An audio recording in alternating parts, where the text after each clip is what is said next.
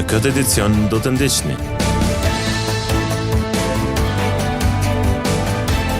Banorët e rrugëve Fitim Domi e Mark Malota thonë se lagjet e tyre janë në gjendje shumë të dobët infrastrukturore.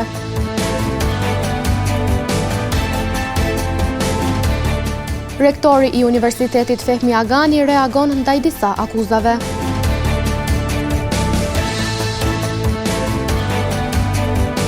Klubi i basketbollit Vllaznimi ka ndërprer bashkëpunimin me trajnerin Jeronim Musarin. Përshëndetje, po fillojmë edicionin qendror të lajmeve këtu në televizionin Syri. Banorët e rrugëve Fitim Domi e Mark Malota thonë se lagjet e tyre janë në gjendje shumë të dobët infrastrukturore. Për këtë kërkojnë ndërhyrje të menjëhershme nga institucionet gjetëse. Në paralagjin Dardania në Gjakov, rruga Mark Malota dhe rruga Fitim Domi janë në një gjendje të rënduar infrastrukturore. Situata po vështirëson ndjeshëm jetën e banorëve të kësaj zone, veçanërisht gjatë ditëve merreshje. Disa prej banorëve kanë shprehur shqetësimin e tyre për gjendjen e rrugëve, duke theksuar se ato paraqesin vështirësi për qarkullim dhe ndikojnë negativisht në jetën e përditshme. Jetesën për këtë zonë jemi shumë vështirë, si më dhe mos me këta shira ku po na i bin që shto që, s'po kem ka me kalu, s'po kem ka me dalë, po na vështesohet rruga, që kja rrugë dhe me thonë thirët Mark Malota, dete una, aja tjetra ne i thirët Fitim Domi. Na kem fëmijë të vagjel, s'kem ka me dalë, s'kem ka me shku. Jemi me që to që shumë ka dojë me lyp vota, po do të dhe me punu. Po ashtu ata kanë theksuar se janë drejtuar me kërkesë zyrtare në komunë, por ende nuk kanë marrë një përgjigje të plotë. Neve na kanë premtu që komuna që vinë me na vizitu, për në me na i shtru që ta, po kur s'po na vjen, na kanë lonë që shto keq, ku shit kena shku bashk, jemi mgjell, kemi folë në komunë, kanë thonë se vim, kur s'po na vjen. Farë gjenë jemi, në komunë jem shku 2 herë, 2 herë jem shku në komunë, e kom bo ankesën, me shkrim, e kom dërzu, te se vend si kryetarët jem konë, ka thonë si vim me këshyrë, nuk janë ardhish. Banorët kërkojnë nga institucionet ndërhyrje të menjëhershme, me qëllim përmirësimin e infrastrukturës dhe krijimin e kushteve më të mira për jetesën e komunitetit të kësaj zone. Në materialin e radhës ndjekim një reagim të rektorit të Universitetit Fehmi Agani në Gjakov, Drilon Bunjaku, i cili i përgjigjet disa akuzave të publikuara në disa media. Rektori i Universitetit Fehmi Agani, Drilon Bunjaku, ka reaguar pas pretendimeve të publikuara nga Këshilli Drejtues i Universitetit, të cilët kanë kërkuar dorëheqje të menjëhershme. Bunjaku për televizionin Syri ka theksuar se informacionet e paraqitura nuk qëndrojnë. Është publikuar një dokument të cilin 4 anëtarët e Këshillit Drejtues nga radhët e Senatit i kanë listuar atje një numër të madh të shkeljeve, dyshimit për shkelje, që të cilat janë komplet të pavërteta edhe plotësisht të demantueshme, edhe i kanë adresu në mashtë edhe në Senat. Ai dokument është dalë në media, edhe kjo procedurë ose kjo formë e kësaj situate kish mund me u menaxhu ndryshe.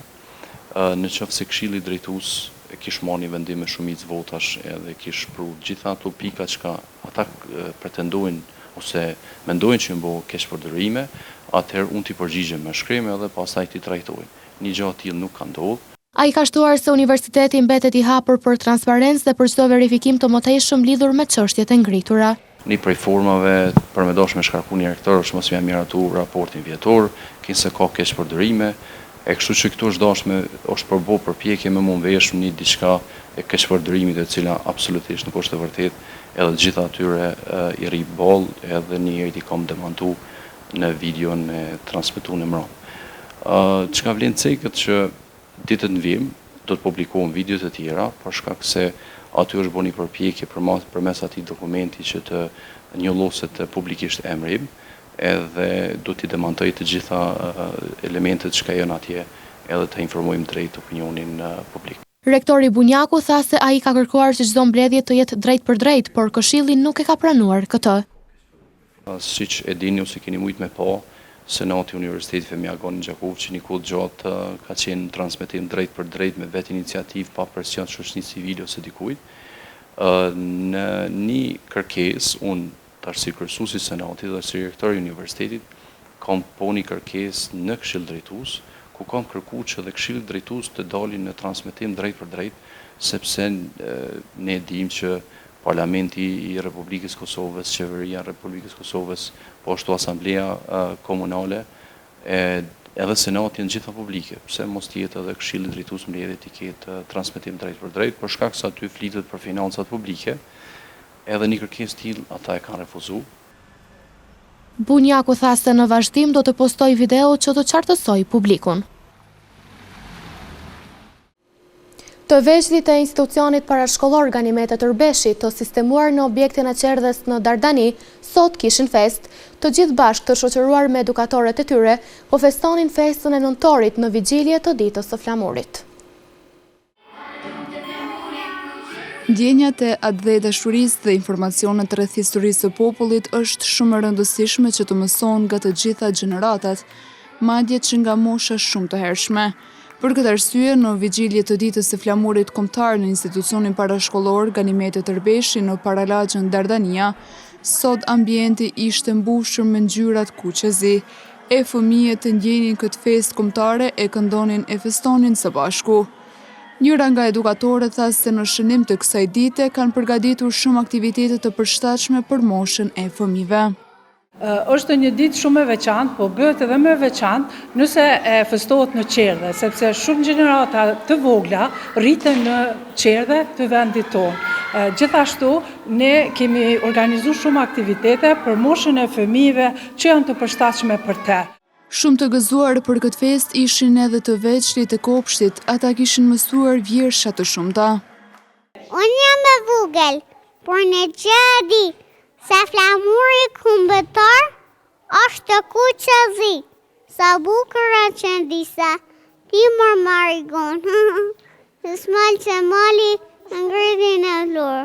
Ngrita së flamuri dhe po festoj, për ti Shqipëria ime është në tërëj. Në mbar vendin i kushtohet rëndësi e veçantë shënimit të kësaj feste shumë të rëndësishme kombëtare, duke mbajtur organizimi aktivitete të ndryshme për të nderuar flamurin kuqezi.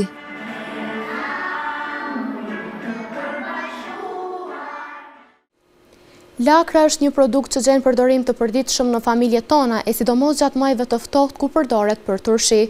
Ky produkt këtë sezon vjeshtore shitet në treg shumë më lirë se vitin e kaluar dhe sasia e saj është e bollshme. Kështu është shprehur Stafet Gashi nga Qifllaku, i cili prej vitesh bën kultivimin dhe shitjen e lakrës. Është sezona e lakrave, të cilat gjatë muajve tetor dhe nëntor arrin kulmin e tyre në tregje anë e mbanvendit. Tregtari Stafet Gashi nga fshati Qifllak i komunës së Rahovecit thotë se këtë vit çmimi i lakrave është dukshëm me ulët krahasuar me periudhën e njëjtë të vitit të kaluar. Sa i përket çmimi i lakrave, se vjet është pak më dop. Pak më dop, po mirë me killazh është pak më mirë se i vjet. Se çmimi pas illet 15, 20, 25, çysh pe kapin. Sa ka qenë vjet? Vjet akun 70 cent në euro. Vallaj, mu më vike marë me najtë, i kisha të njofshëm me thënë 100 kila të atërve, do me thënë e te kalojke 300 kila mil. Sipas tij, kërkesa është e lartë dhe një numër i madh i klientëve vijnë nga zona e Hasit dhe Malësisë së Gjakovës, të cilët furnizohen rregullisht me lakra nga ky rajon. Te me qëtë moment nuk u keq. I falenderoj popullatën të Shqipërisë, po tonë i falenderoj shumë se marrën i komishtëritë e meune. I komishtëritë e me dhe nuk ma huqin ata. Ti badjava del me kamionafër meja i direkt shkon të unë, se i pres mirë, çdo sa në rregull.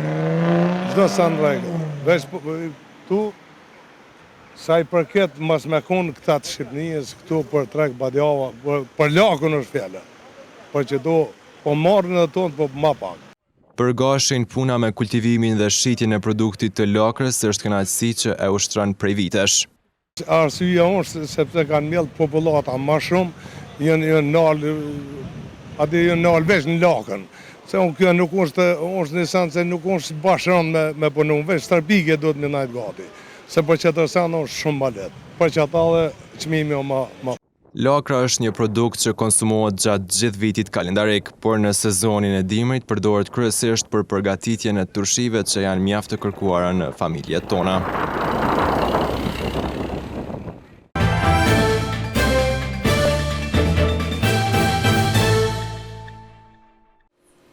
Të shtunën me 29 nëntor në palestrën sportive Shaninushi në Gjakov, mbahet turneu memorial kombëtar në boks Gjafer Thaçi.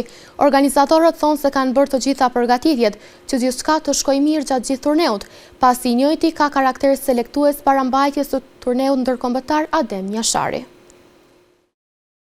Klubi i boksit Gjakova 137 do të mbajë turneun memorial Gjafer Thaçi i 23 me radhë. Hasan Deda, sekretari i klubit, është shprehur se ky turne ka karakter seleksionues, pas të cilit boksierët e përzgjedhur nga e gjithë Kosova do të marrin pjesë në turneun Adem Jashari. Po ashtu sekretari ka bërë të ditur se do të zhvillohen 10 meçe. Ky turnir gjithmonë e kam theksu, është një filtr i para turnirit të Adem Jasharit legjendar që madh në Prishtinë. Bëhet seleksionimi këtu, po kësaj radhe presin që me pas pak publik më tepër, ka mungesë të aktiviteteve, po megjithatë kanë paraqitur kretë klubet e Kosovës me disa junior dhe senior që do të jetë afërsisht shumë ka të interesuar, por na do të përmbledhim si mas trenerit Hajdar Thaçi diku një 10 meçe do të jenë shumë kvalitative. Sekretari i klubit Deda ka treguar edhe për mbajtjen e turneut në muajin nëntor dhe planet pas zhvillimit të turneut. Kjo është në program, por na zakonisht e mbajmë në muajin nëntor, sepse është memorial. Programi jon është gjitha klubet dhe antarët e federatës, mas matjes, të gjithë klubet vinë me ne dhe shkojmë në Koshara, vizitojmë Vorrin e Dëshmorit. Turneu memorial në boks Gjafer Thaçi pritet të mbahet të shtunën me datë 29 nëntor. Klubi i basketbollit Vllaznimi ka ndërprer bashkëpunimin me trajnerin Jeronimo Sarin. Materiali në vazhdim na njeh me informacione më të hollësishme. Jeronimo Sarin ka ndarë rrugët me klubin e basketbollit Vllaznimi pasi këto sezon nuk ka arritur rezultatet që janë kërkuar. Sipas burimeve brenda klubit, kryesia i ka bërë të ditur trajnerit kroat se do të zëvendësohet, me arsyetimin se skuadra nuk po tregon sukses në Superligën e Kosovës në basketboll. Sarin, në sezonin e kaluar në krye të Vllaznimit, fitoi kupën e Ligës Unike dhe dërgoi ekipin kuqezi në fazën play-off. Por këtë edicion situata është ndryshe. Vllaznimi aktualisht rënditet i parafundit në tabelë me 8 pikë, duke regjistruar 6 humbje dhe vetëm një fitore në 7 ndeshje. Antarët e shoqatës së të verbërve Gjakova kanë mbajtur sot turneun e shahut në vigjilje të 113 vjetorit të pavarësisë së Shqipërisë. Edhe këtë vit pjesëmarrës në lojrat e shahut ishin disa grupe, kjo pasi përmes tyre u synua të promovohet një garë e shëndetshme. Në shoqatën e të verbërve Gjakova është mbajtur një aktivitet në shah ku morën pjesë adhurues të këtij sporti nga kjo shoqatë. Kryetari i shoqatës së të verbërve Mark Pietra i tha se ky aktivitet organizohet në nder të festës së 28 nëntorit. Sot është një ditë që nuk matet me orë me minuta, por me shekuj, pasi që 28 nëntori është dita kur një herë përgjithmonë shqiptarët e kanë përcaktuar shtetin e tyre. Pra, sot shënojmë 113 vjetorin e pavarësisë së Shqipërisë dhe mbar kombit shqiptar, andaj dhe ne këtë ditë po realizojmë me një turner miqësor në shah, ku i falenderojmë të gjithë mbështetësit të cilët na kanë mundësuar realizimin e këtij aktiviteti. Pietra i tha se aktivitetet të tilla janë të nevojshme për të gjithë anëtarët dhe se pjesëmarrja ka qenë e kënaqshme. Sot ne i kemi gjithsej 8 shahist të cilët po marrin pjesë në këto gara, po ashtu e kemi edhe një pjesë të forumit të gruas të cilët janë prezent në këtë aktivitet. Përgjithësi jemi të kënaqur me pjesëmarrjen e personave verbër në aktivitetet sportive në Gjakov. Nga shoqata të verbërve Gjakova u deklarua se aktivitetet sportive zhvillohen vazhdimisht dhe janë pjesë e rëndësishme e angazhimeve të tyre komunitare. Edicionin e përmbyllim me disa informacione e këshilla nga profesor Dr. Dugaxhin Binishi, i cili jeton e vepron në Shtetet e Bashkuara të Amerikës. Për gjatë viteve, sistemi mjekësor në vendin tonë është përballur me ndryshime të shumta. Profesor Dr. Dugaxhin Binishi, anesteziolog, i ftuar në emisionin e mëngjesit ama mirë këtu a atje në televizionin Syri e Top Radio, është shprehur se Kosova qëndron më mirë me kushtet mjekësore, se sa që ka qenë gjatë viteve të 80-ta e 90-ta, mirë po vërejtja i është dhënë faktit që nuk posedohen sigurime shëndetësore. Kosova është më mirë se ka qenë politicianët gjithmonë e përdorin statistikën, o më mirë se ka qenë 90-ën e 80-ën. Diskutohet. Mirë po krahasimi bëhet ku kem mujt me qenë edhe ku jemi. Në bazat e temelet e shtetësisë nuk I kemi vënë në rregull në fillim, mos të folim për shëndetësi, është marrë mas 25 vjetë mos me pas sigurime shëndetësore. Doktori Binishi ndau edhe një mesazh për të rinj që janë në dilemë për ndjekjen e fushave të mjekësisë, duke shpjeguar këtë ndjesi nga përvoja e tij. Kënaqësia më e madhe në jetë është kur ja shpëtoni dikujt në jetën. Jeta nuk shpëtohet, unë prapë po folja në kom punu në emergjencë dhe në anestezion, do me thonë kem pas raste ku faktikisht mundesh me matë se njeri ka qenë veç I vdekur ose gjysë I vdekur, e kem kthy me kolekton operatorët të specializimeve të ndryshme, kam punu, mirë po është një ndjen e pa përshkrueshme kur e din që qatë ditë e ki pështu jetën e dikujne. Anesteziologu Dugaxhin Binishi në emisionin e mëngjesit ndau edhe përvojat personale mes vendit ku tashmë ai jeton dhe vepron Amerikës, por duke thënë se sa herë që do të jetë nevoja për ndihmë në Kosovë, do të jetë I gatshëm të ndihmojë. Në vazhdim të ndjekim parashikimin e motit për ditët në vijim.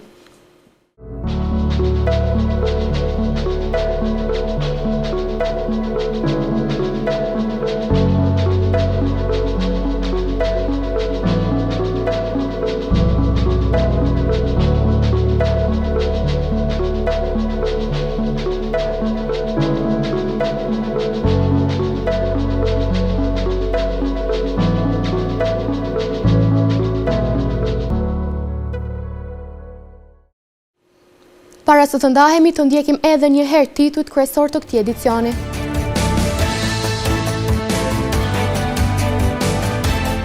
Banorët e rrugëve Fitim Domi e Mark Malota thonë se lagjet e tyre janë në gjendje shumë të dobët infrastrukturore.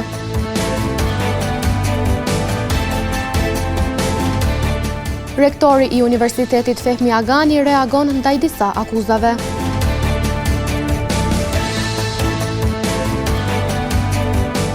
Klubi I basketbollit Vllaznimi ka ndërprer bashkëpunimin me trajnerin Jeronim Musarin.